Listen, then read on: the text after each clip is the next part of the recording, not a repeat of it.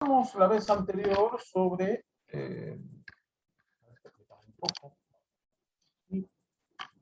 conversamos la clase anterior sobre la Guerra del Pacífico.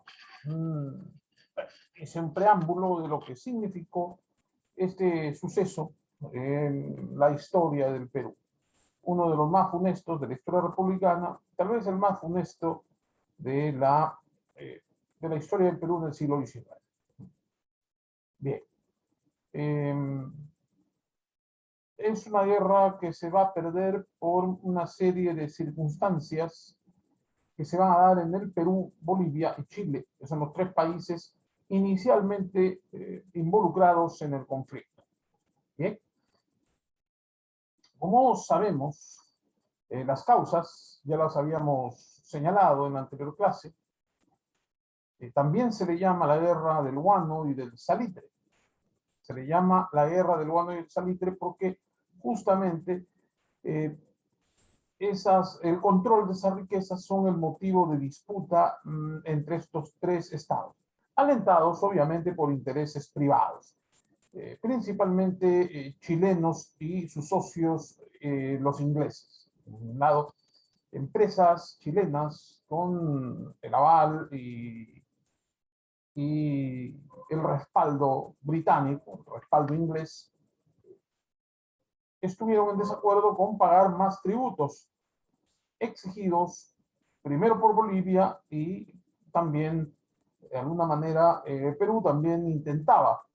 El Perú intentaba cobrar más impuestos por esa riqueza a las empresas chilenas que explotaban el salitre, en el caso de Bolivia, de Antofagasta, y en el Perú, bueno, vamos a decir, también había una suerte de presencia peruana, pero y también chilena. En el caso del Perú, la presencia va a ser más británica. Sucede que mientras que en Bolivia mismo tenía poca presencia en su litoral, el Perú tenía un poco más de presencia en la zona del departamento de Tarapacá. ¿Ya? Bien. Perdón, en las provincias de Arica y Tarapacá, eran provincias. A ver, ¿sí? Las provincias de Tarapacá y Arica. Bien. Entonces, y aunque el Perú tenía una mayor presencia porque ya había manejado este tema del guano de la isla, tenía que tener societarios, debía tener societarios extranjeros para poder exportar. ¿No? Y parece que a los ingleses les combinó mejor la propuesta chilena que la propuesta peruana y pues, en todo momento avalaron, apoyaron a Chile en su guerra con el Perú, desde un inicio. Bien. A la guerra del Pacífico, porque ambas naciones, sus costas son bañadas totalmente por el Océano Pacífico, me refiero al Perú y a Chile. Están de este lado, de Sudamérica están del lado del Pacífico, porque del Atlántico están Brasil y Argentina. Hay otras naciones más, pero las que tienen costas más extensas, bañadas por el Atlántico, definitivamente son Brasil y Argentina. Pasa lo mismo para el lado del Pacífico. Las costas más extensas, bañadas por el Océano Pacífico, en el otro lado del Atlántico, Brasil, Argentina, el Atlántico, y el Perú, el Pacífico. Vuelvo a remarcar esto, para no dejar esto nebuloso. Los países que tienen mayor extensión ribereña de costas, mayor extensión ribereña, ¿qué quiere decir? Que sus costas son bañadas por un determinado océano, más extensión ribereña del Atlántico, son Brasil y Argentina. Eso en el lado oriental del subcontinente sudamericano. Para el otro lado de Sudamérica, los países que tienen más extensión ribereña por el lado occidental, por el lado del Océano Pacífico, son Perú y Chile. Bien, por eso. Pero comúnmente también se le llama la guerra del salitre. El salitre es un fertilizante muy cotizado en ese tiempo, antes que aparecieran los los fertilizantes de procedencia artificial, es decir, se toman elementos de naturaleza, claro, pero ya son procesados para que funcionen como fertilizantes. Pero antes se usaban elementos naturales, como el guano de la isla, como el salitre, entre otros, ¿no? También, por ejemplo, los fosfatos se usan como, vamos a decir, como tierra para potenciar los fertilizantes. En el caso de los fosfatos sirven para adecuar la tierra a los fertilizantes. Y en el caso del guano de la isla y el salitre, eran fertilizantes. Bien. Sudamérica es muy rico en estas cosas, ¿sí? Tenemos acá en nuestro territorio peruano los fosfatos de Bayobar, con los que se fertilizan tierras de la selva alta. Los fosfatos de Bayobar, bien, lamentablemente, por falta de vías de comunicación, los fosfatos de Bayobar no llegaban a Brasil. Brasil los tenía que exportar desde Marruecos. Y ahora, pues, como ya hay carreteras hasta Yurimaguas, y hay embarcaciones de gran calado en puertos como Yurimaguas y más aún Salameriza, entonces estos fosfatos pueden ser exportados, llevados hasta Salameriza. En Salameriza podrían almacenarse para que lleguen barcos aún más grandes y los puedan trasladar a Iquitos o directamente a Manaos para de ahí ser distribuidos en Brasil. Pero cuando digo Iquitos también, Iquitos, trasladados a Iquitos y de Iquitos a Manaus, Brasil, o directamente de Salameriza a Tabatinga, de Tabatinga a Manaus, en fin, ¿no? Son cosas que van cambiando. Pero los fosfatos son para adecuar la tierra a los fertilizantes, ¿no? Para tierras sobre todo frágiles. Pero no estoy acá para hablar de los fertilizantes, sino para hablar de la guerra. Lo que pasa es que esa riqueza en fertilizante, que era como oro en ese tiempo, fue el motivo de la disputa. Fue el motivo principal de la disputa. Pero también había otros intereses, como ya dijimos. El afán expansionista de Chile, el tratado secreto que el Perú firma con Bolivia. Considero que Manuel Pardo lo hace sin pensar que la situación peruana en lo político, se iba a deteriorar aún más. Ya había una crisis política naciente, ¿no? O en tal caso, una crisis política, económica en marcha, porque ya se había terminado la gran era del guano y pues, no se pensó en que el Perú caería en una mayor inestabilidad política y en una mayor también inestabilidad económica, lo que le dificultó afrontar esta guerra. Bien, entonces explicamos la clase anterior esto, vamos a pasar con el trámite de la guerra en sí. Las primeras campañas van a ser marítimas. La primera campaña va a ser marítima. Los primeros choques entre Perú y Chile van a ser marítimos, ¿ya? Y ya dijimos que Bolivia se había metido en esto, pero había un tema con Bolivia. No tenía armada. Como tenía apenas un acceso bastante limitado al mar, no tenía mucho territorio, solamente un pequeño espacio entre Perú y Chile con salida al mar. Bolivia no lo supo resguardar, no lo supo proteger, no generó condiciones para tener un puerto importante y peor aún para tener una armada. En ese sentido, de alguna manera u otra, se sentía ligeramente protegido teniendo acuerdos por un lado con Chile y por otro lado con el Perú. Pero las cosas iban a cambiar radicalmente con la decisión de la élite económica y política chilena y sus afanes expansionistas. En esta oportunidad habría un aliado que les iba a apoyar, que es el Imperio Británico. Entonces, vamos a ver en qué consiste la primera gran campaña. El Perú y Chile son los países que entran en disputa marítima. Nada que ver Bolivia porque no tiene armada. Bien, la campaña marítima se divide en 3 combates. El combate de Iquique, que va a ocurrir el 21 de mayo de 1879, y se enfrentan los buques chilenos Esmeralda y Covadonga contra, a ver, la Covadonga contra la Independencia. No está acá, pero a ver, vamos a ver cómo va el trámite. Combate de Iquique, la Covadonga. Los peruanos consiguieron la victoria en esta batalla. ¿Ya? Combate de Punta Gruesa, ocurrió el 21 de mayo, ese es el mismo, ¿no? O sea, Iquique, ¿ya? Pero el lugar también se va a ir expandiendo, ¿no? O sea, no solamente va a ser en Iquique, sino específicamente en un lugar llamado Punta Gruesa.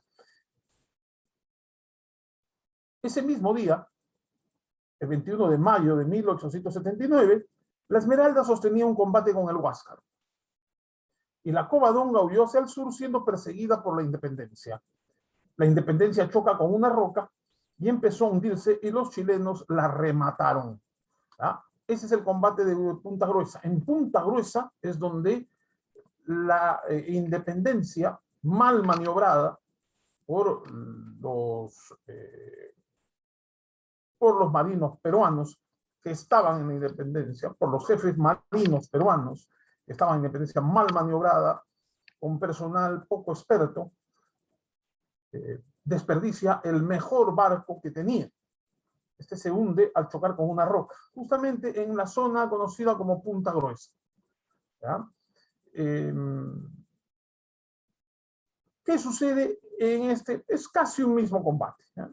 El combate de Iquique. En Iquique se encuentran la escuadra peruana y la escuadra chilena. 2 barcos, 2-2.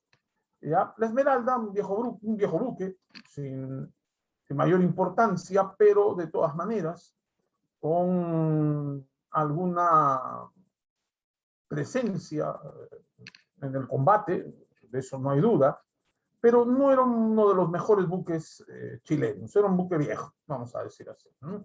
Pero estaba activo y con la disponibilidad, sobre todo, de impedir el transporte de navíos peruanos. La misión de la Covadonga era destruir objetivos peruanos en el mar. Una presencia molestosa. Entonces, los peruanos envían 2 navíos, el Huáscar y la Independencia, y los chilenos responden con la Covadonga. Un barco que fue propiedad de España y que los chilenos arrebataron a los españoles. Bien. La Esmeralda va a sostener un combate con el Huáscar. ¿Ya? Van a sostener un combate con el Huáscar. El Huáscar logra partir en 2, ¿se acordarán? Logra partir en 2 a la Esmeralda. ¿Ya? Parte en 2 a la Esmeralda, ¿no? ¿Ya? ¿Qué sucede?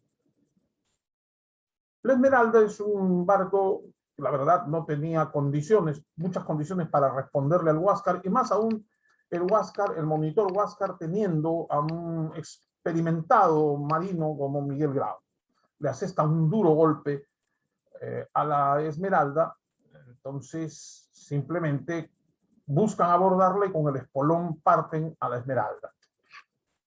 La Covadonga huye, porque el Huáscar era un barco incluso más potente que la Covadonga, y ante la inminente pericia de Grau, la Covadonga huye, pero el comando de la Marina decide que la Independencia tiene que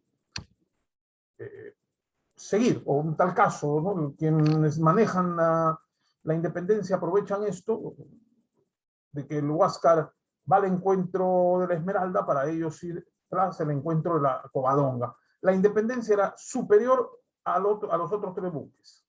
Era superior a los buques chilenos, incluso superior al Huáscar.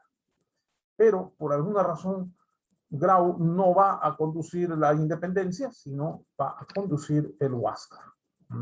La Independencia era un barco superior a los otros tres, al Huáscar, que era de Perú, y a los dos barcos chilenos, la Esmeralda y la Covadonga.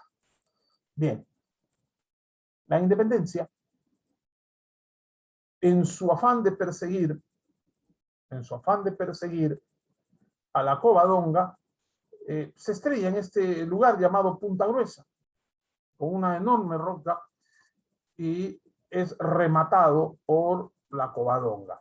El hundimiento del blindaje, o del blindado en este caso, de la fragata Independencia, va a ser un duro golpe para el Perú. El mejor barco se pierde, o lo pierde el Perú, sin haber producido bajas importantes. Es decir, apenas se utilizó la Independencia para la guerra y ni bien se empezó a utilizar este barco, se echó a perder. El siguiente será el combate de Angamos, un 8 de octubre de 1879. Meses después, ¿qué sucede? El Huáscar era un barco muy bien maniobrado que saboteaba las actividades chilenas en el mar de Iquique, en el mar de Arica, en esa parte, en disputa, en Antofagasta, en Iquique, bueno, Iquique es Antofagasta, en Arica, en Tarapacá, a ver, quiero recordar, Arica, Iquique es Tarapacá, bueno, Antofagasta ya era la provincia boliviana, ¿no? que arrebatan los chilenos. En estas jurisdicciones, el Huáscar va a tener en zozobra a los chilenos, ¿ya? Va a sabotear varias actividades de los chilenos, y aún se señala, pudo llegar más lejos si no fuera por esa caballerosidad de Grau ante los chilenos, ¿no? Eso está para la polémica. A las 9:30 de la mañana, perdón, a las 9:30 de la noche, el Huáscar abrió fuego contra el Cochrane. A las 9:30 de la noche, ahí dice PM, el Huáscar abrió fuego contra el Cochrane, pero no le hizo daño. ¿Qué hicieron los chilenos? Tras el Huáscar enviaron sus mejores navíos. El Cochrane, el Blanco Encalada, el O'Higgins, entre el Loa, ¿no? Eran sus mejores buques para hacer frente a el Huáscar.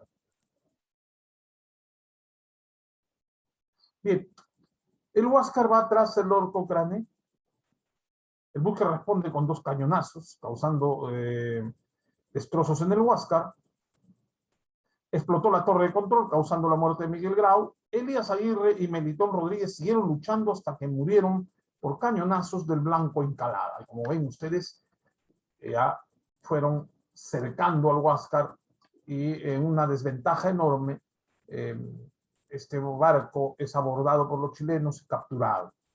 Se trató de hundirlo para que los chilenos no lleven como trofeo el barco, porque ya estaba prácticamente inutilizado, pero lograron abordar y amenazaron a los ingenieros con asesinarlos si abrían las válvulas del navío. Bien, entonces la Marina peruana quedó fuera de combate rápidamente, por lo menos eso nos dice la historia oficial. Se está viendo, se está investigando, y parece que no fueron los únicos combates, o no fueron las únicas maniobras de la Marina. La Marina siguió resistiendo en realidad, aunque eso no se cuenta mucho. Esperemos con el tiempo tener más documentación para ver cuánto